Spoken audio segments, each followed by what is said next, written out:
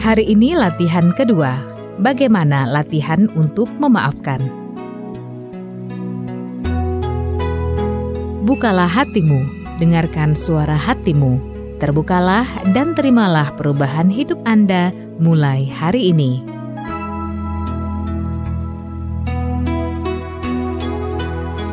Salam kesadaran Indonesia. Para sahabat kesadaran dimanapun Anda berada, saya ingin tes ya, kalau saya mengatakan salam kesadaran, para sahabat dimanapun menjawab Indonesia dan harus semangat. Pada waktu Anda sedang menyetir, sedang di rumah, kalau saya tanya salam kesadaran, jawab dengan Indonesia. Nanti di akhir sesi ini saya mengatakan salam kesadaran, para sahabat menjawab Indonesia. Ingat ya, tema kita, latihan kita pada hari kedua adalah untuk menjadi manusia di atas rata-rata adalah latihan untuk memaafkan. Suatu hari saya mendapatkan personal coaching. Saya bertemu dengan orang yang datang jauh-jauh dari Surabaya. Kemudian dia konsultasi, training personal dengan saya. Dia seorang big boss besar di sebuah perusahaan besar yang dia punya masalah unik. Masalah dia adalah tidak bisa tidur dengan cepat atau dengan nyenyak.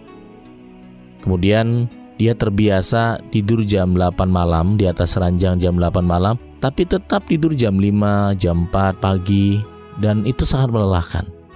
Kebetulan di daerahnya dia, itu kalau setiap pergantian jam selalu ada tukang ronda yang memukul-mukul pentungannya ke tiang listrik. Kalau jam 1, para sahabat tong 1 kali.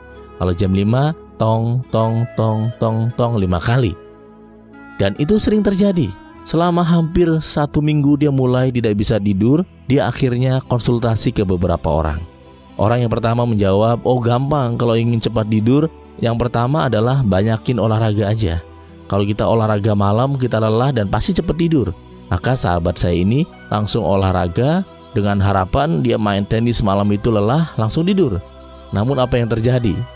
Selesai dia olahraga, tetap saja dia tidur jam 5 pagi. Esoknya dia datang kepada orang yang kedua meminta pendapat dari orang yang kedua. Orang kedua menjawab, oh gampang kalau pengen cepat tidur, lebih bagus sebelum tidur minum susu sebanyak mungkin. Namun apa yang terjadi para sahabatku? Setiap 1 jam dia harus ke toilet untuk buang air kecil. Dan ternyata dia tetap tidur jam 5 pagi. Sementara jam 7 pagi dia harus ke kantor.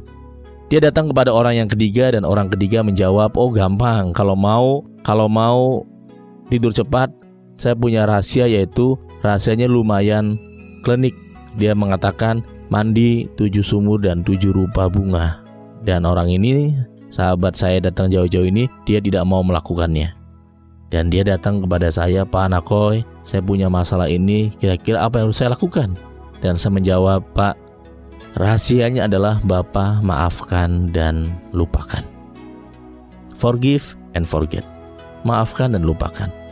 Awalnya sahabat saya ini menolak. Pak, saya nggak punya masalah, saya nggak punya musuh, saya nggak punya yang saya benci, dan sebagainya.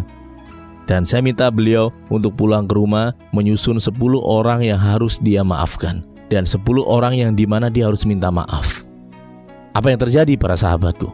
Ternyata besoknya dia menelpon saya, berhasil menyusun 10 orang yang harus dia minta maaf. Dan kira-kira siapakah orang yang paling pertama di urutan yang paling atas? Yang pertama adalah istri dia, anak-anak dia, orang tua dia, yang sering dia kasih janji, yang sering dia mengatakan sesuatu, yang sering dia sakiti dan sebagainya. Sering dia ingin pulang pada hari weekend, tapi ternyata dia ada tugas keluar kota, akhirnya gak janji lagi. Janji dia kepada anak-anaknya dan sebagainya. Dan setelah dia minta maaf kepada orang-orang yang pernah dia sakiti, yang pernah dia zolimi selama hidup dia, sekarang orang ini setiap kesempatan pun dia selalu tidur nyenyak. Bahkan sekarang ini setiap pergi dengan saya, pada saat kita di mobil, beberapa menit dia langsung tidur pulas. Sementara giliran saya memperhatikan dia yang begitu nyenyak tertidur pulas. Para sahabat kesadaran dimanapun Anda berada, pada latihan yang kedua ini, saya mempunyai tips bagaimana Anda berhasil mempraktekkan rahasia yang kedua. Rahasia yang kedua adalah latihan untuk memaafkan. Yang pertama adalah lupakan kebaikan Anda dan ingatlah kebaikan orang lain. banyak dari kita yang kebalik. Kita sering mengingat kebaikan orang lain dan kita sering mengingat kebaikan kita. Di hukum yang kedua, di rumus yang kedua adalah lupakan kebaikan Anda dan ingatlah kebaikan orang lain. Yang kita ingat adalah kebaikan orang lain, justru kebaikan kita lupakan. Yang kedua, pada hari kedua di audiobooks ini adalah berpikirlah tentang ambak. Dalam Seven Awareness ada istilah ambak. Ambak itu singkatan dari apa manfaat bagiku. Jadi jika saya punya dendam, jika saya susah maafkan orang lain, manfaatnya apa sih?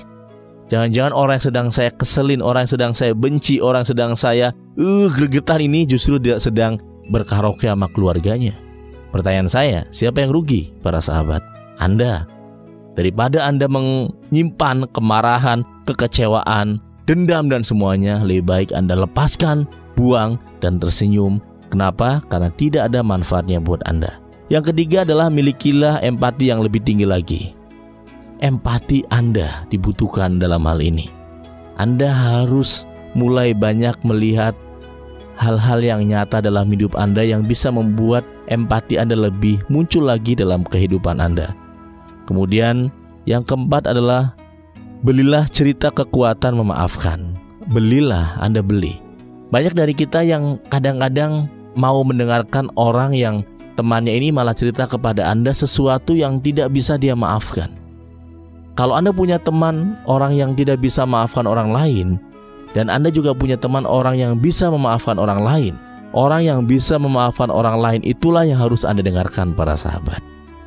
Kemudian yang berikutnya adalah afirmasi dengan kalimat saya memaafkan.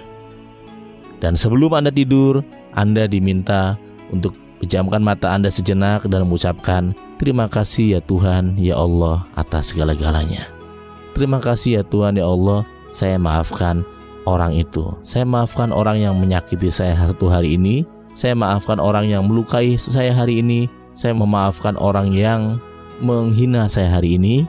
Saya memaafkan orang yang mengecewakan saya hari ini. Dan tidurlah. Besok Anda akan melakukan tugas yang ketiga, latihan yang ketiga. Saya Nanang Qasim Yusuf. Salam kesadaran Indonesia. Salam kesadaran Indonesia. Ketika saya katakan salam kesadaran, Anda menjawab Indonesia. Terima kasih. Para sahabat kesadaran, dimanapun Anda berada, tugas Anda adalah melakukannya. Hari ini sangat penting. Disinilah tempat Anda akan dimulai. Kirimkan testimoni Anda ke email kami, the7awareness@rumahkesadaran.com atau website rumahkesadaran.com.